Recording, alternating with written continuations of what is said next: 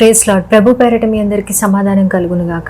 The power of prayer. నువ్వు చేసే ప్రార్థనకి జవాబులు రావట్లేదా? నువ్వు చేసే ప్రార్థన చేంజ్ అవ్వట్లేదా? ఇప్పుడు నేను చెప్పేది నువ్వు వింటే నీ థింకింగ్ మారిపోతుంది. ప్రేయర్ అన్నది ఒక వర్డ్ కానీ కాదు. ప్రేయర్ అన్నది ఒక స్పిరిచువల్ వెపన్. నువ్వు ప్రేయర్ చేసేటప్పుడు హెవెన్ రెస్పాండ్ అవుతుంది.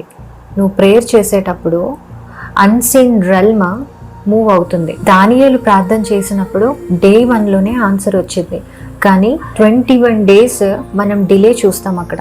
ఎందుకంటే అక్కడ స్పిరిచువల్ బ్యాటిల్ జరగటం అన్నది మనం బైబిల్లో చూస్తాం. నువ్వు నథింగ్ హ్యాపెనింగ్ అనుకునేటప్పుడు కూడా అన్సీన్ రెల్మ్ లో వార్ జరుగుతుంది. జేమ్స్ 5:16లో righteous prayer has a great power అని ఉంటుంది అక్కడ.